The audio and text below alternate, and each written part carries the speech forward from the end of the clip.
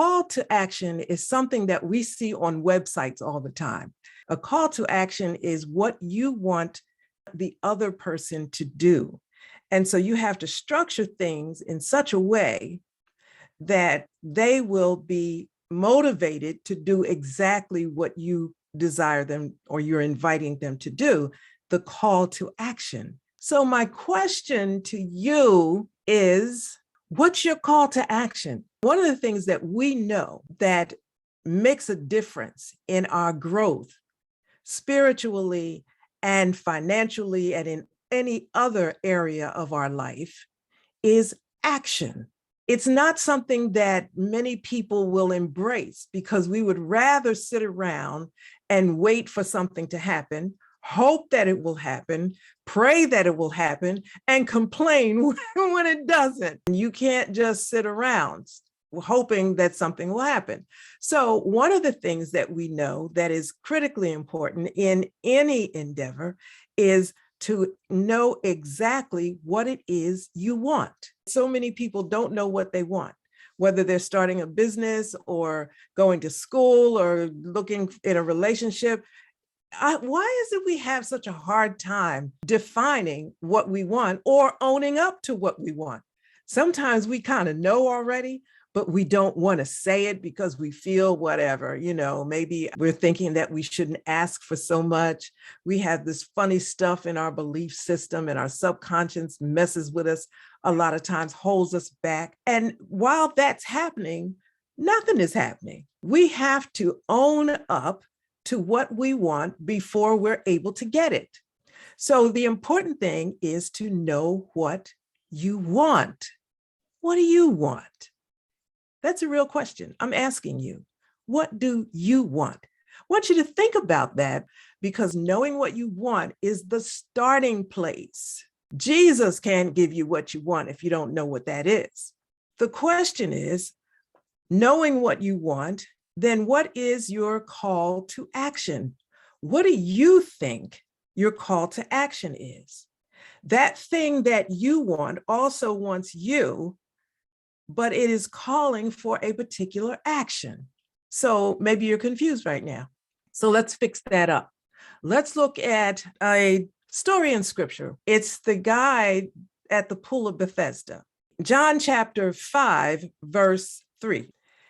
And a crowd of people who were sick, blind, lame, and paralyzed sat there. A certain man was there who had been sick for 38 years.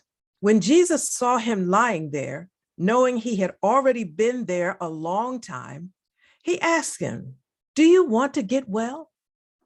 Do you want to get well?"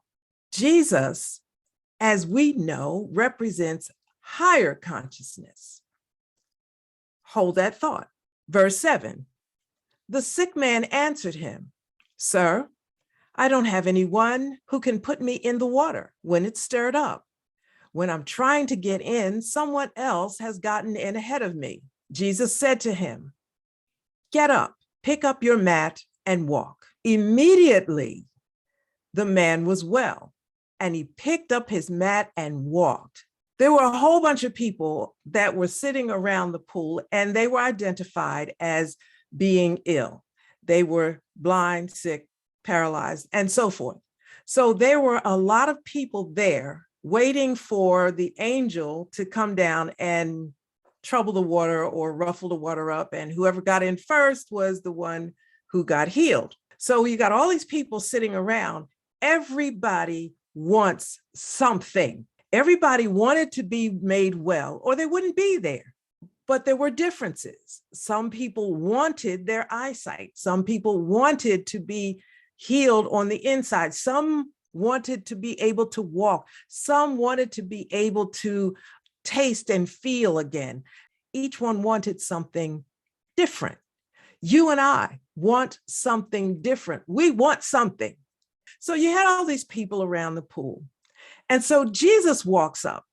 Now, Jesus represents higher consciousness. Jesus represents our higher self. Jesus had the mind of Christ, the Christ mind. Jesus was, in terms of the Christ, by definition, he was the perfect idea, God's perfect idea, the divine idea of the perfect human. So Jesus was the great example to humanity of what it is to be God. We miss that when we say Jesus was 100% God, 100% man, and then we just go on with the God part. It's important to understand Jesus's humanity in order for us to identify with Jesus. Otherwise, we stand back and say, well, I can't do what Jesus did because I'm not God, I'm not Jesus. But Jesus is saying, and he did say, everything that I do, you can do also. Jesus was the God perfect idea or ideal of humans, what humans can be, the higher level of consciousness that you and I can attain.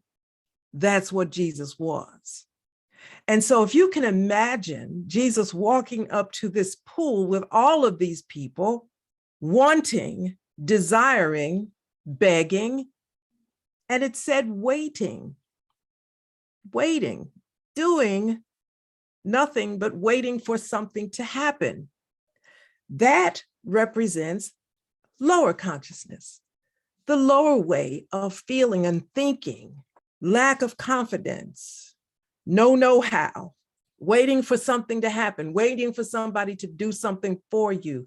That's the example, what was represented at that Pool of Bethesda. So here comes higher consciousness in the face of lower consciousness. They're meeting together. And Jesus decided to speak to one person, the man that had been there for 38 years. And the scripture says that there was a certain man. So Jesus didn't just speak to anybody. Higher consciousness happens at a certain time when we are ready. So you can't beat somebody over the head because they don't get it, whatever it is they're not getting. It happens when it happens. It happens in its time. When I'm ready, I realize things. When another person is ready, they will realize. So Jesus walked up to the pool and talked to a certain man. And what did he say? He didn't say, how you doing? Nice day. The scripture says, he said, do you want to be made well? Do you want to be made whole? Good question. Good question. Because sometimes people are out of it. They have problems and they really don't want to have the problem solved. You know, and I know people that we have talked to who are just like that, been crying about the same thing, boo-hooing about the same thing year after year. Every time you see them, they want you to pray for the same thing. I'm not being without compassion. I'm just telling the truth. They have a problem and they're comfortable with that problem. And truth be told, there's a part of them that knows that if they get rid of the problem, they don't know what's going to happen. They don't know what life is going to be like. So if you hold on to the junk you got, at least you know what that's like. And you can complain about being miserable about it, but you know how to handle life with your problem. And so that's what you find at this pool. People there waiting for the water to trouble. So Jesus asked the poignant question, the question that made the difference. Do you want to be made well? If you want to be made well, now we can talk. Now we got something to work with. But if you're not sure, you're just hedging, nothing definite there to work with. It's like having a disease or something that bothers you, and you know that all you have to do is grab some Tylenol every time that problem happens, and you don't go to the doctor. So you learn to live with the discomfort because you know you can get some ease and some relief with Tylenol or whatever else you take, and you just go on with life rather than focusing on the fact that I do not want this discomfort and I'm going to do what it takes to get to the root of it and get rid of it. I think you know where I'm going with this. So when Jesus asked the man, what did he want? Higher consciousness, your higher self will be talking to your lower self because God is within and God can speak to you. And so Jesus said to him, you want to be made well? And the response was a lot of excuses. I've been here, nobody here to help me, blah, blah, blah, blah, blah, blah. And Jesus never responded to that. The higher never responds to the lower. You've been in arguments with people, and then you think to yourself, what is the point in discussing this? How are you going to talk to somebody who doesn't have the capacity to understand what you're saying? And so you just stop talking. You just let it go. So it's the same thing. Jesus didn't talk to everybody. He talked to this one man. When the one man couldn't seem to answer him, he stopped talking.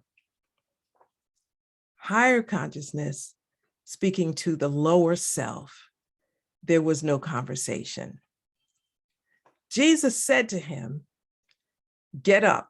He spoke, but he didn't engage the man at the level of where the man was trying to get Jesus to go. Jesus stayed high, so to speak, stayed vibrationally high. That's a better way to put it. And he said to the man, get up, get up. That's what's required. Not all of this other stuff that you're talking about that's just wasting time and energy and, getting you even more depressed because what you want to happen is not happening and you're talking about it and nothing is changing. Jesus said, listen, let's cut through all of that. Get up. And some people would think, well, the man, if he could have gotten up, he would have gotten up. No. Jesus spoke to the higher consciousness in this man. There's power in words. There's power in the spoken word. Get up. And the man immediately got up. They met at the same level. Emmett Fox calls it mental equivalent. So the man got the mental equivalent of what he wanted. When Jesus asked him what he wanted to be made well. The man had to hear that, get up, and know that he could. There are people who are capable of doing things, great things, but they don't think that they can, so they don't try. When Jesus spoke to this man, he communicated with him, and the man was able to meet Jesus at that level and believe that he could. He had been there 38 years, not realizing that he could do it. But because Jesus said it, it may have been a momentary moment of enlightenment. I can do this. And he did it. He picked up his bed and he walked away. Notice, and this is for further discussion down the road, that Jesus didn't say to him, this is what I want you to do next. He just said, take up your bed and walk. Dude got up, did what he was told, and went on about his business, which means he had someplace to go. You and I have desires. And if we could just get to that place of release, the door unlock, the opportunities show up, we know exactly what we would do. Well, since everything is now, everything is available to us right now. So when we, like the man at the Pool of Bethesda, reach that level of faith, belief, awareness, higher consciousness. The moment we do, we are healed. We see the opportunity that has been there all this time. We have everything that we need. And if you don't believe that you have everything that you need, then think about God shall supply all of your need. Everything that we need, food, clothing, intelligence, information, skills, everything that we need. We tend to be too narrow-minded. We think about need in terms of money. God will give me the money for what I need. We keep God in a box like we serve a little teeny God. No, God is really big, and we have to learn to see God that way so that the blessings that are right there in front of us can be received. It's right there. We're the ones standing in the way. We're the ones that have the blinders on and can't see for whatever reason it is. Somebody said something to you in your childhood, and that's real. That happens. Maybe we don't have the confidence to do it, but you can do it. It's having the confidence or getting the lack of confidence out of the way. We can do it because we are indwelled by God. We're the temple of the living God. God is not wanting in any way. God is not weak, not confused, not having to look things up. God is omniscient. God is all-knowing. God knows everything there is to be known. God knows it. And that God is within us, meaning that we have access to everything. It's just getting out of the way. You know what? Like we say, the sky's the limit. There is no limit. So we learn as we go. And so that's what we're doing. We're just giving you a little bit of encouragement, a little bit of light along the way. And you have to be bold enough and honest enough about what you want and go after it.